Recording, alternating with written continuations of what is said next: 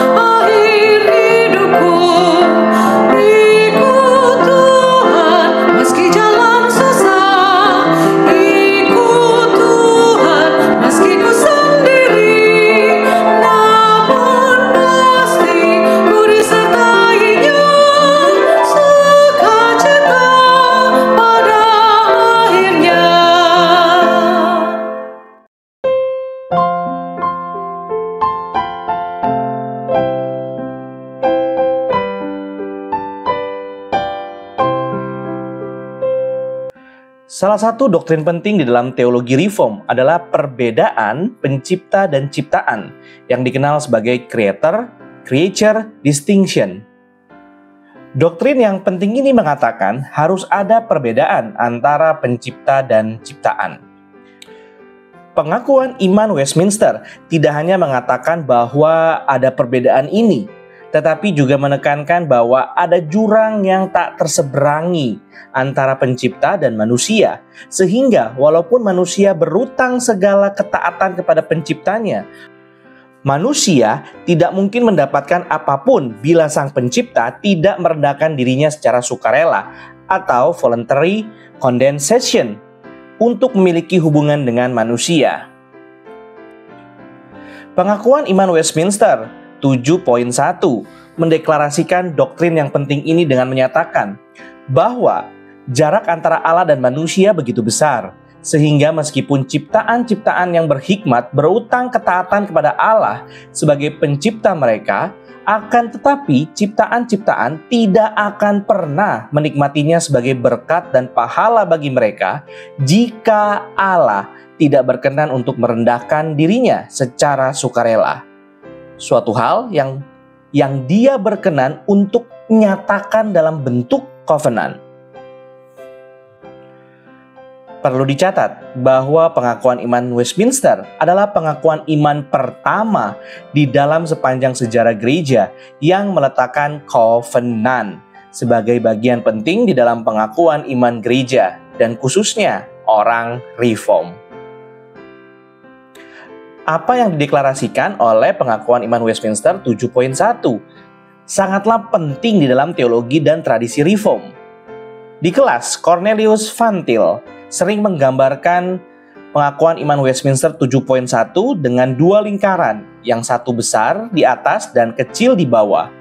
Lingkaran besar menggambarkan Allah pencipta dan lingkaran kecil menggambarkan ciptaan.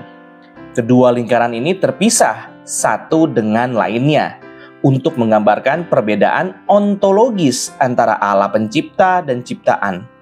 Hal ini bertentangan dengan pandangan atau worldview non-Kristen yang mereduksi perbedaan ontologis ini dengan menggambarkan hanya satu lingkaran dan menyamakan Allah dengan ciptaan.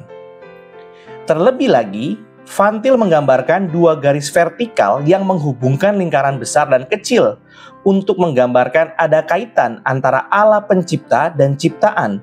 Dan garis vertikal ini menggambarkan perendahan diri Allah secara sukarela untuk berkaitan dengan dunia ciptaan.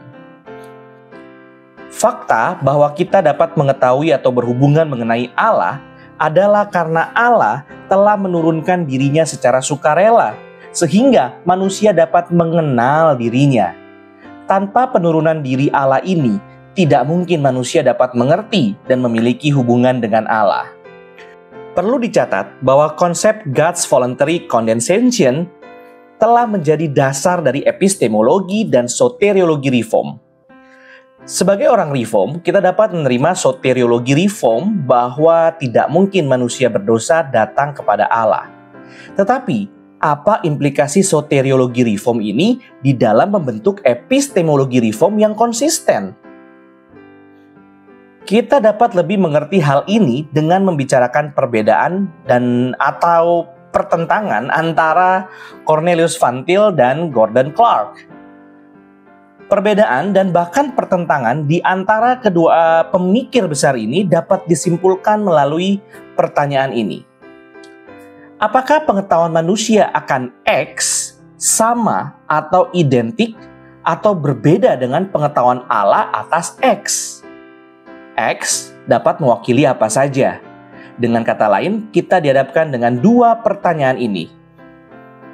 Yang pertama, apakah pengetahuan manusia atas X univokal atau sama atau identik dengan pengetahuan Allah atas X? Yang kedua, apakah pengetahuan manusia atas X equivokal atau berbeda dengan pengetahuan Allah atas X? Bila X adalah pengetahuan berkenaan dengan Allah, the knowledge of God, maka pertanyaannya dapat diparafrasa menjadi: yang pertama, apakah manusia memiliki pengetahuan akan Allah yang univokal atau sama atau identik dengan pengetahuan Allah atas dirinya?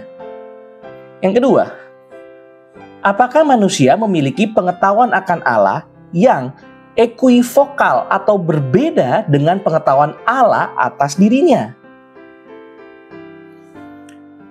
Mungkin kita akan menolak pilihan nomor 2, bahwa pengetahuan manusia akan X berbeda dan bahkan mungkin berlawanan dengan pengetahuan Allah atas X. Immanuel Kant akan memilih pilihan nomor 2 ini. Kant membedakan pengetahuan manusia menjadi dua pengetahuan nominal, yaitu pengetahuan secara sesuatu pada dirinya sendiri, dan yang kedua pengetahuan fenomenal, pengetahuan yang segala sesuatunya sebagaimana yang tampak bagi manusia. Bagi Immanuel Kant, manusia hanya mungkin memiliki pengetahuan fenomenal dan tidak mungkin memiliki pengetahuan nominal. Bila ini dikaitkan dengan pengetahuan akan Allah, maka pengetahuan manusia adalah pengetahuan fenomenal akan Allah, bukan pengetahuan nominal akan Allah. Dan karena manusia tidak mungkin memiliki pengetahuan akan Allah pada diri Allah atau sebagaimana Allah mengetahui dirinya, maka sangat mungkin juga pengetahuan kita akan Allah berlawanan dengan pengetahuan Allah atas dirinya sendiri. Dari mana kita tahu bahwa preposisi ini benar adanya, bahwa Allah adalah baik? Mungkin saja ternyata Allah adalah jahat. Immanuel Kant akan mengatakan kita tidak tahu apakah natur Allah pada dirinya sendiri adalah baik. Kita hanya mengetahui bahwa tampaknya Allah adalah baik bagi kita. Jelas, kita harus menolak pilihan nomor 2. Tetapi, apakah dengan menolak pilihan nomor 2, maka kita harus menerima pilihan nomor 1? Bahwa pengetahuan manusia akan X, yaitu sama atau identik dengan pengetahuan Allah atas X. Gordon Clark mengafirmasi pilihan ini. Bagi Clark, hal ini penting karena bila manusia tidak dapat mengetahui sesuatu sebagaimana Allah mengetahui hal tersebut, maka manusia tidak dapat mengetahui apapun. Karena jawaban Gordon Clark ini, Van Til menganggap dia sebagai seorang rasionalis. Bila pengetahuan manusia atas segala sesuatu identik dengan pengetahuan Allah atas segala sesuatu, maka dalam hal ini tidak lagi ada perbedaan antara Allah pencipta dan manusia ciptaan. Dengan menolak pilihan nomor 1, apakah Van Til akan memilih pilihan nomor 2? Van Til jelas menolak pilihan nomor 2 juga. Van Til menolak baik konsep univokal maupun konsep equivokal. Bagi Van Til, pengetahuan manusia atas X adalah analogical dengan pengetahuan Allah atas X. Pengetahuan analogical berarti pengetahuan manusia atas X tidak sama atau identik dengan pengetahuan Allah atas X. Dan hal ini menjaga creator-creature distinction Tetapi pengetahuan analogikal berarti pengetahuan manusia atas X tidak berbeda, apalagi berlawanan dengan pengetahuan Allah atas X. Dengan kata lain, pengetahuan analogikal bukanlah pengetahuan univokal dan juga bukan pengetahuan equivokal. Mungkin analogi ini dapat membantu kita lebih mengerti. Seorang anak kecil dapat mengetahui 1 tambah 1 sama dengan 2 tanpa harus mengetahui aksioma Peano arithmetic untuk membuktikan bahwa 1 tambah 1 sama dengan 2. Seorang profesor matematik dapat mengetahui 1 tambah 1 sama dengan 2 secara lebih kaya karena dia juga mengetahui aksioma Peano arithmetic. Jadi, kita katakan bahwa pengetahuan anak kecil ini atas 1 tambah 1 sama dengan 2 tidak identik dengan pengetahuan profesor matematika ini. Tetapi, juga tidak berbeda atau tidak berlawanan 1 tambah 1 sama dengan 2 dari profesor matematika ini. Dapat dikatakan bahwa pengetahuan anak kecil ini atas 1 tambah 1 sama dengan 2 adalah pengetahuan analogikal dibandingkan pengetahuan profesor matematika atas 1 tambah 1 sama dengan 2. Pengetahuan analogikal menyatakan bahwa walaupun pengetahuan kita atas X tidak identik dengan pengetahuan Allah atas X, tapi pengetahuan tersebut adalah benar. Hal ini mungkin karena Allah telah merendahkan dirinya secara sukarela dan memungkinkan manusia ciptaan ada kaitannya dengan diri Allah. Berlawanan dengan Immanuel Kant, Allah merendahkan dirinya dan mewahyukan dirinya kepada manusia.